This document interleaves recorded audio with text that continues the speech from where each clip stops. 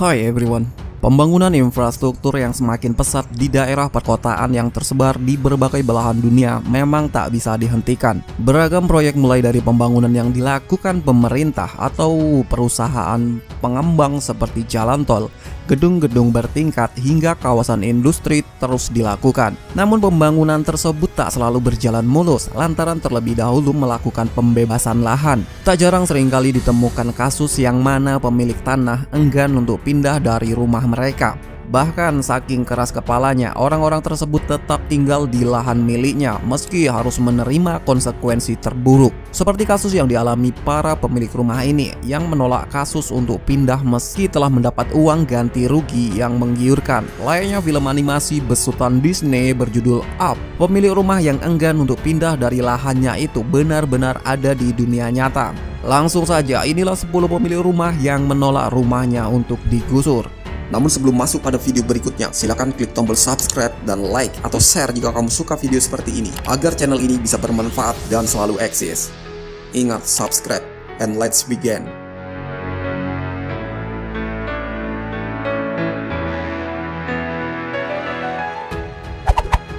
Rumah Wu, Chongqing, China.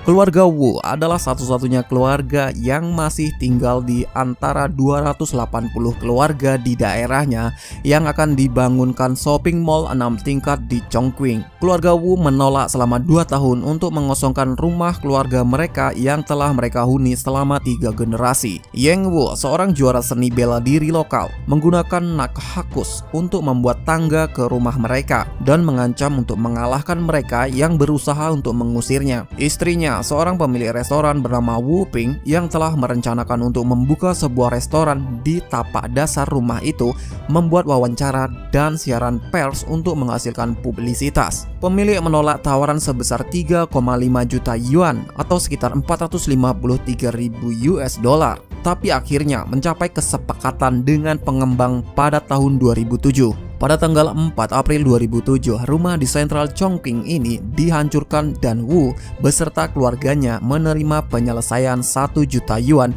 ditambah apartemen baru yang mewah. Rumah Edith Maseville, Seattle, USA.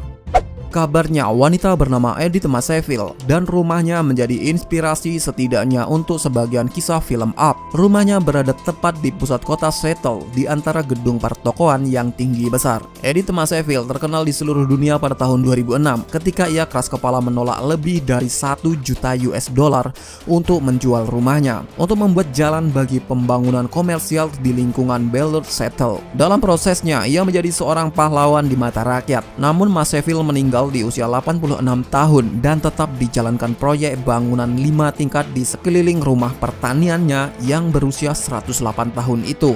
Setelah kematiannya, Maseville mewariskan rumahnya untuk seorang pengawas kontraktor bangunan yang bernama Barry Martin karena rasa senangnya atas persahabatan yang telah Barry tunjukkan kepadanya selama ini.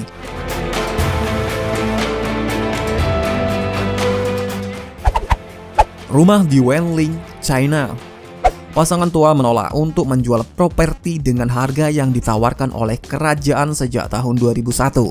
Akhirnya jalan raya 2 jalur menuju ke stasiun kereta api dibangun di sekitaran rumah. Gambar rumah itu beredar di internet dan dipubliskan secara luas oleh media China. Properti dibongkar pada bulan Desember 2012 setelah pemilik menerima tawaran kompensasi senilai ratusan ribu US dollar.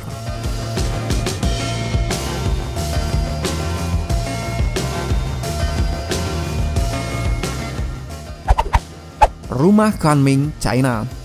Pada tanggal 28 Oktober 2010, pengembang telah menggali parit di sekitar rumah Zhao di Zhoujiadui, Kunming, China.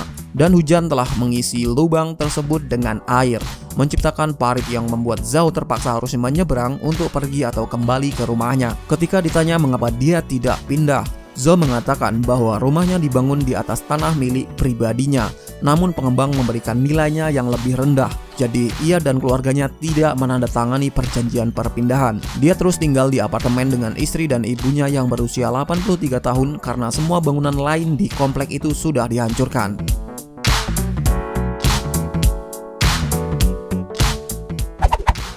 Rumah Yongji Street, Jinhua, China. Yongji Street terkenal di kota Jinhua dan sekitarnya. Di sana terdapat sebuah rumah yang terletak di tengah-tengah jalan raya. Bangunan 3 tingkat ini berdiri di bahu jalan dengan tanaman-tanaman sayuran di sekitarnya, menjadikan jalan dari 4 jalur menjadi 2 jalur. Pemilik rumah ini adalah Zhao Buqing, 57 tahun. Rumahnya berdiri sebagai paku di jalan selama 5 tahun. Austin Springs, Washington DC, USA. Pada tahun 2006, Austin Springs dengan senang hati tinggal di sebuah rumah yang akan segera menjadi lahan pengembang di sisi pengembang. Seperti tertiban durian runtuh, rumah Mr. Springs ditawar lebih dari 3 juta dolar atau sekitar 50 miliar lebih jika dirupiahkan untuk rumahnya di tahun 2008. Walaupun rumah itu sebelumnya hanya bernilai sekitar 200-an ribu dolar saja. Namun apa yang terjadi meskipun dihargai berpuluh-puluh kali lipat, beliau telah menolak mentah-mentah tawaran itu dan bahkan kemudian ia mengambil pinjaman untuk mengubah rumahnya menjadi warung pizza. Seperti yang kamu lihat, bangunan ini benar-benar kerdil dari perkembangan di sekitarnya.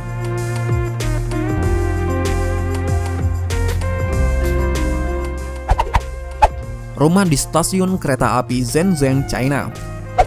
Gedung ini terletak di depan stasiun kereta api Shenzhen Utara. Pemilik bangunan 7 tingkat ini telah menolak tawaran sebesar 20 juta yen atau sekitar 3,2 juta US dollar. Tawaran itu ditolak pada tahun 2011 dan bangunan masih berdiri di lapangan hijau. Rumah di Changsha, China. Sebuah rumah paku tetap berdiri di Changsha, bersebelahan dengan shopping mall besar di ibu kota tersebut. Rumah 2 tingkat itu betul-betul berada di depan pusat perbelanjaan yang relatif terlihat modern dan kontras antara 2 bangunan. Memang terlihat janggal apabila terdapat rumah usang yang masih berdiri di tempat ini sejak tahun 2007 di sebalik arus kemodernan dan kepesatan pembangunan sekitarnya.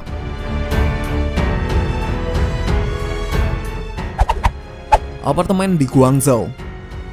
Terkadang tekad kuat mereka yang tidak ingin meninggalkan rumahnya berhasil mengatasi proses pembangunan yang ada.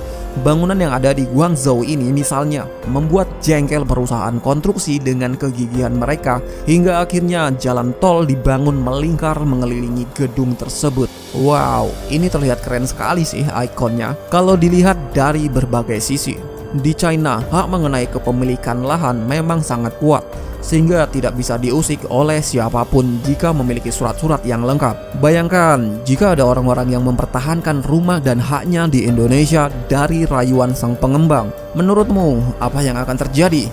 Itulah beberapa pemilik rumah yang enggan menolak untuk pindah dari kediamannya. Apakah di Indonesia ada seperti itu? Silahkan sampaikan pengalamanmu di kolom komentar. Terima kasih telah menonton. 寄り添って見つめる瞳は